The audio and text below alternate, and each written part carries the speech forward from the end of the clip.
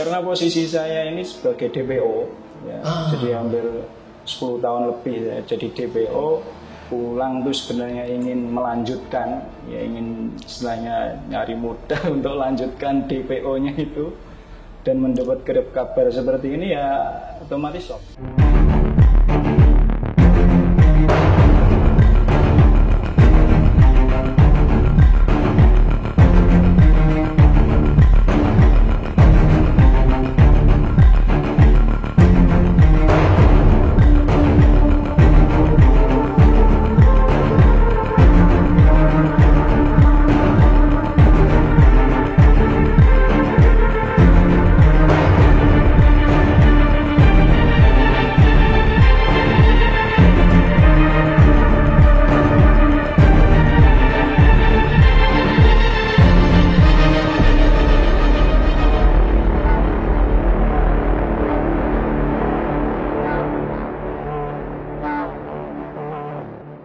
Tribuners dan pemirsa dimanapun Anda berada, 30 Juni 2024 organisasi Al-Jamaah Al-Islamiyah Indonesia menyatakan bubar atau membubarkan diri, dan saya sekarang sudah bersama 3 orang anggota yang memiliki kualifikasi dan bidang tugas yang berbeda-beda. Ceritanya mudah-mudahan akan memberikan pemahaman kepada kita, dan saya perkenalkan yang pertama di sebelah saya ada Pak Sabarno. Pak Sabarno, nanti mau dikoreksi kalau salah, adalah anggota di Tajris ya, Tajris atau mungkin askari lah gitu aja paling gampangnya itu ya, askari keprajuritan gitu kira-kira.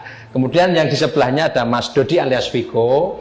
Beliau ada penugasan di Yayasan Perisai Nusantara. Ini kaitannya dengan advokasi dan bidang-bidang kemanusiaan ya. Kemudian yang paling ujung ada Ustadz Hasan. Ustadz Hasan ini adalah penugasan di bidang dakwah dan pembinaan umat gitu kira-kira ya. Nah, saya akan mulai dulu dari ketiga beliau ini.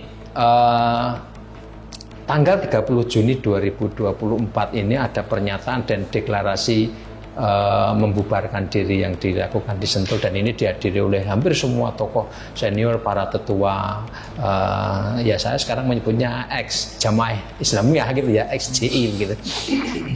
Apa yang kemudian Pak Sabarno, Mas Dodi dan Ustadz Hasan rasakan ketika kemudian mendengar ada deklarasi seperti itu? Mulai dari Mas Sabarno dulu, Pak Sabarno dulu. Monggo. Bismillahirrahmanirrahim. Assalamualaikum warahmatullahi wabarakatuh. Alhamdulillah wa wassalatu wassalamu ala man la nabiyya ba'da. Rabbi shrah li sadri wa yassir li amri wahlul 'uqdatam min lisani yafqahu qawli. Ya, mungkin pada intinya kalau memang itu sudah menjadi kesepakatan para qiyadah ya, tataran sesepuh Jamaah Islamiyah, dan itu sudah menjadi istihad beliau, ya kita yang di tataran bawah ini mengikuti sami'na wa ata'na. Karena pada prinsipnya kita semangat dulu ya, beliau-beliau yang mengarahkan, dan sekarang kita bubar karena itu juga pakai ilmu, berdasarkan ilmu juga ya, kita sami'na wa ata'na. Tapi ada perasaan terkejut nggak ya? Di awal ketika berita sebelum 30 Juni ya mendengar, ya memang shock, sempat semalaman ini nggak bisa tidur ya. Sampai segitu ya. Karena posisi saya ini sebagai DPO, ya, jadi hampir 10 tahun lebih ya, jadi DPO, pulang tuh sebenarnya ingin melanjutkan, ya ingin istilahnya nyari modal untuk lanjutkan DPO-nya itu, dan mendapat kabar seperti ini ya otomatis shock. Oh, baik, saya ke Pak Sabarno ini karena tadi menarik ya, sudah disampaikan sendiri bahwa saya ini DPO gitu kira-kira ya. Tapi hari ini kan enggak dikejar-kejar lagi kan? Enggak. Sudah taslim. Ketemu dengan yang nyari. Iya. Ya, ini kan menjadi cerita yang menarik saya kira, dan sebetulnya ini kok DPO selama 10 tahun ini perkaranya apa? Kan kalau misalnya kita tarik ulang 10 tahun yang lalu berarti 2014 ya. 2014 ada peristiwa apa kan? Saya mungkin sudah tidak ingat lagi. Nah ini bagaimana ceritanya kok DPO ini? Jadi momen itu ketika itu memang terjadi tribulasi di Tajis, di subbidangnya JI itu ada Tajis, terjadi penangkapan Kapit Tajis, itu Pak Prawiro atau Pak Bravo. Ini sekarang beliau berada di dalam penjara. Ya. Dan nama saya mencuat di situ. Jadi mencuat ini terjadi penangkapan di Magetan atas nama Sabarno, tapi bukan Sabarno yang saya itu didetik dan bisa dicek itu. Oh memang ada penangkapan atas nama Sabarno, tapi Sabarno ini bukan KW, Sabarno KW. Oh Sabarno KW, hanya mirip saja. Jadi setelah itu ya saya jadi DPO. Nah, misalnya Bu, itu penangkapan Sabarno KW itu yang di Magetan itu kemudian lanjut proses hukum atau enggak ya? Ya wallahu alam lah. Oh enggak ini ya. Karena saya kan yang ngurusi juga. Iya nanti Mas Dodi ya. Nah, itu proses dari situ saya jadi DPO. Nah itu saya melepas jabatan saya ketika itu saya jadi Koed Kodimah. Koed Kodimah. Nah jadi Tajis itu ada dua Kodimah, Kodimah Barat sama Kodimah Timur. Jadi saya yang di Timur, setelah itu saya lepas jabatan karena kalau udah jadi DPO nggak boleh jadi pejabat. Nah yang di Barat wilayah mana? Ya Barat itu ya Solo, Jogja kalau Barat. Oh, yang kalau Timur ya Solo ke Timur kan. Dan itu Pak Sabarno waktu itu koednya. Kemudian berlepas dari itu, dilepaskan dari jabatan itu. Sekarang sudah jadi DPO. Oke. Nah, gini loh, maksudnya di DPO kan itu kaitannya apa? Apakah ada pidana yang dilakukan gitu atau bagaimana ini? Karena saya posisinya jadi Koed Kodimah dan bawahan saya juga sudah banyak yang ketangkep urusan silang, urusan albas itu alat barang dan senjata, ya otomatis saya yang dicokot gitu.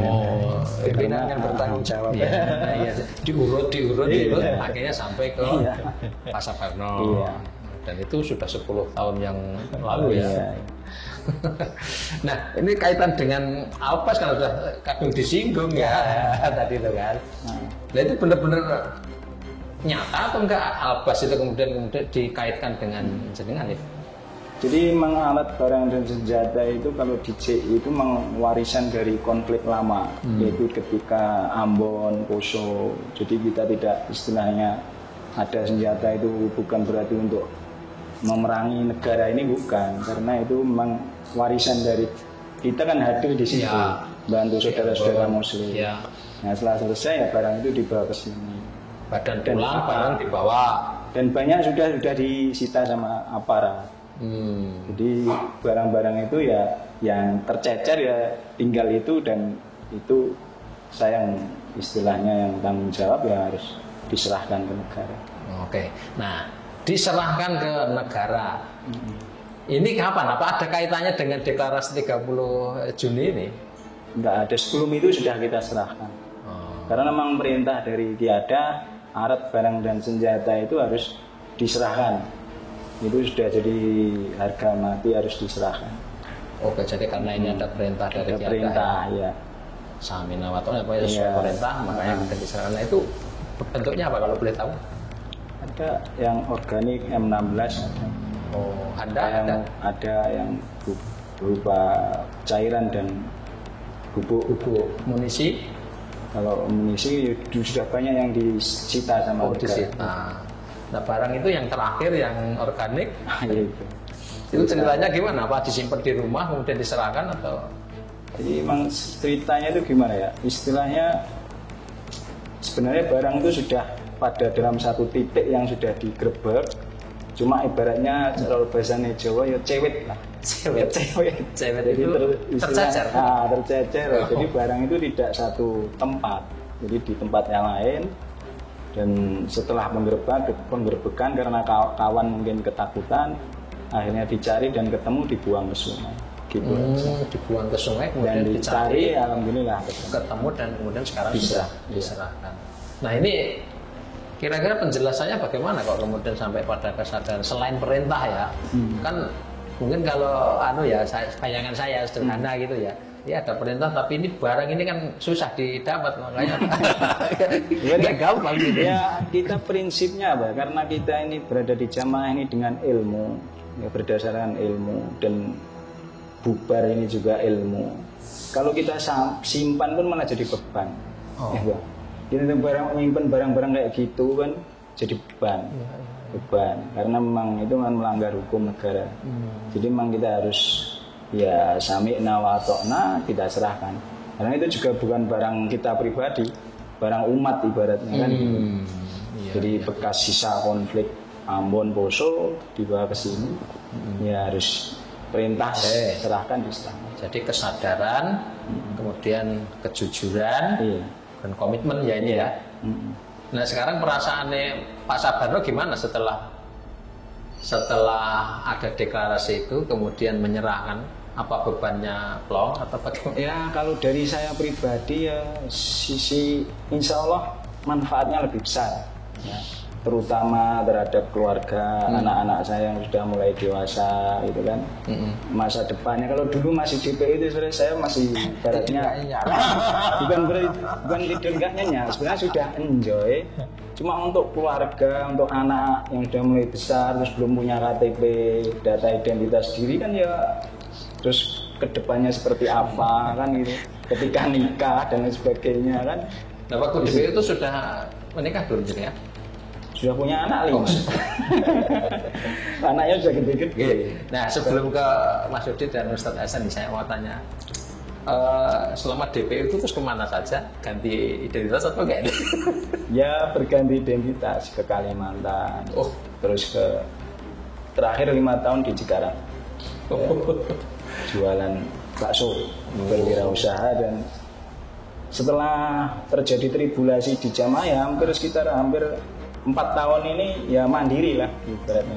Alhamdulillah ya survei, jualan, dagang, survei. Udah nggak ada pasokan dari mungkin kawan-kawan gitu ya. Kalau sebelumnya ya masih ketika untuk jamaah masih eksis ya kita dikasih lah. Jaduk gitu ya istilahnya. Jaduk untuk bertahan ya, survival ya Mas Dodi. Menarik sekali. Dan ganti identitas buatan itu SOP ya. Namanya DPO ya udah ada yang kenal pasti kan. Tapi ngomong-ngomong sekali lagi nih sebelum saya ke Mas Dodi, pernah nggak suatu saat selama 10 tahun itu kemudian sempat melihat atau mendengar mau diambil gitu ya, misalnya ketemu muka atau ada perasaan ya, mungkin feeling? Ya sering, karena kita kan apa ya istilahnya dikejar ibaratnya kan, gonta-ganti HP. Jadi memang kita mempelajari pola HP kita biar aman itu memang prosesnya di situ. Jadi ketika saya istilahnya lepas jadi DPO itu berarti saya hampir 4 tahun nggak ngomong pada HP. Saya 2 tahun nggak pegang HP. Terus 3 tahun tuh punya HP tapi tidak browsing urusan jihad. Kalau dulu masih kelihatan aman gitu, masih browsing tuh jihad itu selalu kedetek sama aparat. Lewat apa ya? Ya Allah ada alatnya.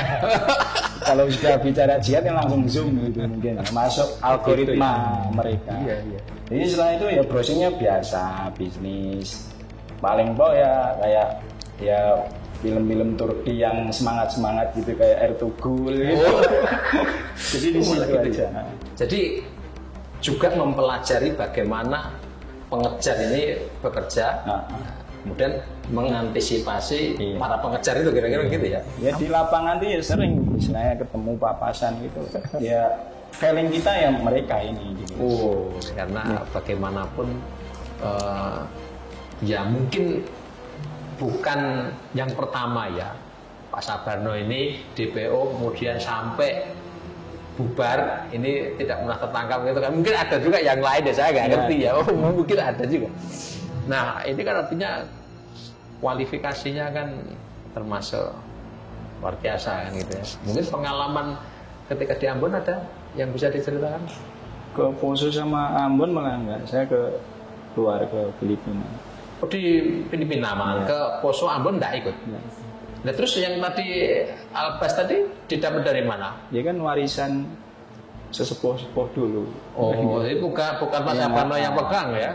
Bukan saya yang mengadakan, itu barang itu milik umat. Jadi ya diamanai ngerawat ya dirawat gitu aja. Pengalamannya di Danau ya. Berapa lama di sana? Ya, saya kan ke sana itu ikut istilahnya daurah asasiyah itu misalnya kursus saja. Bukan yang akademi militer. Jadi cuma 4 sampai 5 bulan. Kursus tapi qadarullah pas saya ke sana itu terjadi all out war.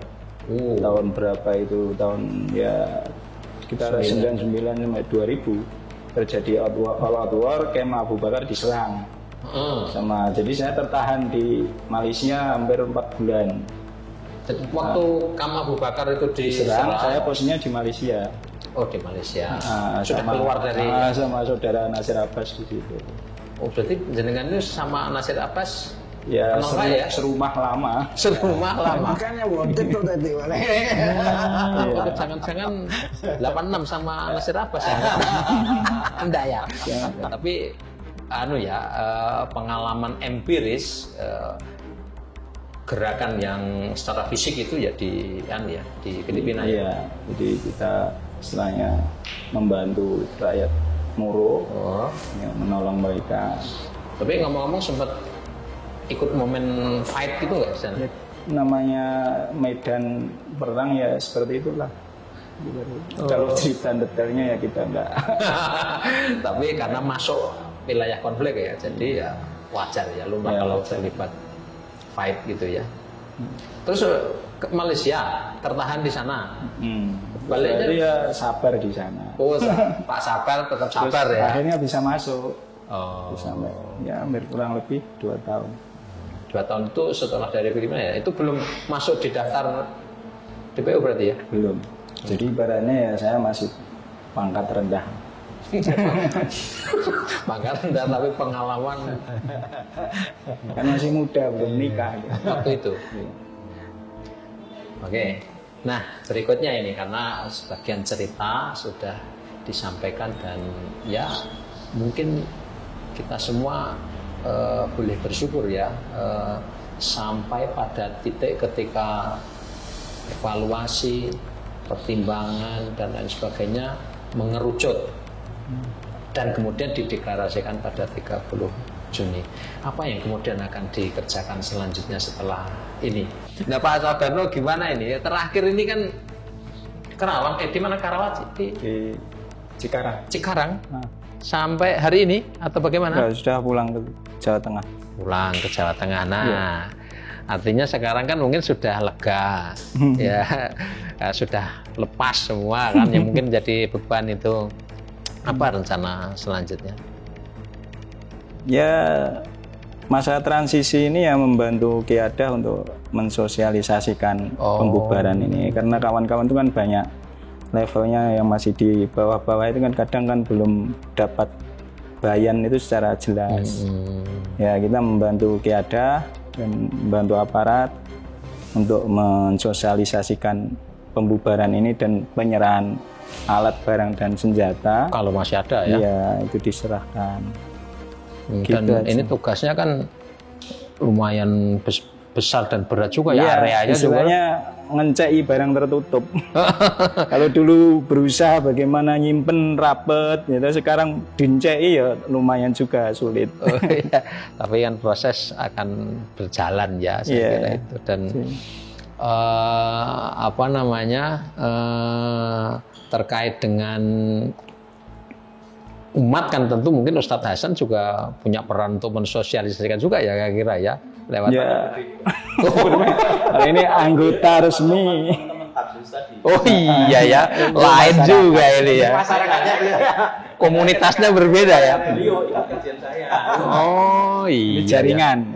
Karakternya juga lain ya. Kadang kan dikasih keterangan belum bisa menerima secara utuh, masih ragu. Nah, ini ya pelan-pelan, nggak bisa kita langsung paksa kan karena ini kan pemahaman. Jadi memang pelan-pelan dikasih bayan, kita bersinergi dengan aparat. Ya aparat juga alhamdulillah istilahnya bisa melakukan pendekatan dengan baik, dengan soft, ya. Itu kita apresiasi kepada aparat. Nah, jumlahnya banyak nggak sih kalau boleh tahu ya? Maksudnya tidak harus spesifik sih. Maksudnya di komunitasnya ini banyak nggak yang? Kalau di Kodimah Timur itu ya hampir 1.000. Ya. Terus kalau Kodimah Barat ya ada 1.000 lebih. Dan mereka terhubung secara intensif nggak sih? Ya kalau karena sudah mendapatkan tribulasi yang berat, penangkapan itu sudah sendiri-sendiri. Sendiri-sendiri. Nah, jadi organisasi itu sebenarnya sudah mati.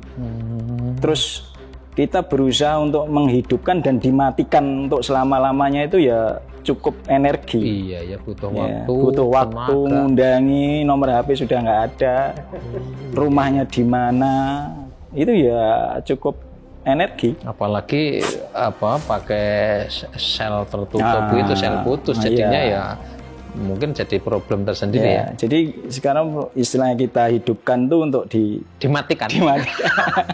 Dan itu sudah dideklar ya, dideklarasikan. Jadi dikumpulkan agar istilahnya kedepannya tidak menjadi split, ya kan? Kita kumpulkan, kita kasih bayan, kita kasih keterangan lewat sesepuh, dihadirkan. Ya di situ kegiatannya untuk masa transisi ini. Baik, mungkin ini bagian terakhir dan mungkin nanti bisa masing-masing ya menyampaikan apa ya kira-kira pesan atau informasi kepada masyarakat ya tentang bukan pembubaran ya, bubarnya JI dan kemudian apa harapan selanjutnya dari masing-masing ini. Jadi pesan kepada masyarakat, juga harapan kepada mungkin pemerintah, mungkin ke negara, mungkin ke masyarakat juga seperti apa mungkin. Untuk masyarakat Indonesia, jadi ya kalau sudah istilahnya image-nya masyarakat itu kan kalau udah organisasi teroris itu ya ibaratnya mudah mengkafirkan gitu kan. Dan kita JI ini tidak seperti itu. Jadi jamaah Islamiyah itu berakidahkan Ahlussunnah wal Jamaah, kita bukan takfiri. Kita tidak menghalalkan harta dan darahnya ahlul kiblat. Ya, siapa saja yang sholat ke arah kiblat, mereka adalah saudara kami. Jadi pengalaman kami ketika kami hijrah itu ketika subuh, kunut subuh, saya juga ikut kunut subuh. Ya, istilahnya toleransinya seperti itu. Jadi kami itu bukan organisasi yang mudah mengkafirkan orang. Ya itu catatan ya. Jadi biar nanti masyarakat tidak jadi tidak salah paham. Jadi itu kalau sudah teroris itu suka kufar kafir gitu. Dan harapannya juga kepada pemerintah ya harapannya ini niat baik kita ini diberikan istilahnya apa ya fasilitasi dengan baik, diterima dengan baik. Dan niat tulus kita ini memang betul-betul dari ilmu dan lubuk hati yang dalam dan bisa kembali kepada NKRI gitu. Oke, baik. Terima kasih untuk Pak Sabarno, Mas Dodi dan Ustadz Hasan untuk sharingnya. Saya kira ini akan semakin memperjelas apa keputusan yang sudah diambil para sesepuh, para tetua di ex-organisasi Jamaah Islamiyah dan mudah-mudahan proses ini akan berlangsung smooth begitu, lancar, adaptasi, kemudian kembali ke tengah-tengah masyarakat kita semuanya.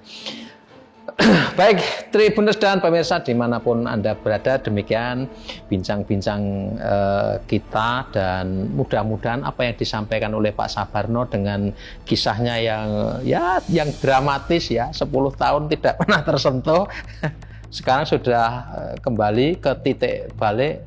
Mas Dodi yang banyak mengadvokasi dan dia juga sekaligus sebagai napiter. Ustadz Hasan juga sudah kembali ke habitatnya karena beliau mengatakan tidak bisa hidup gitu ya, karena memang habitatnya ada di umat begitu. Ini mudah-mudahan benar-benar akan membawa kabar baik untuk masyarakat bangsa dan negara Indonesia. Terima kasih, sampai jumpa di bincang-bincang berikutnya. Download Tribun X sekarang, menghadirkan lokal menjadi Indonesia.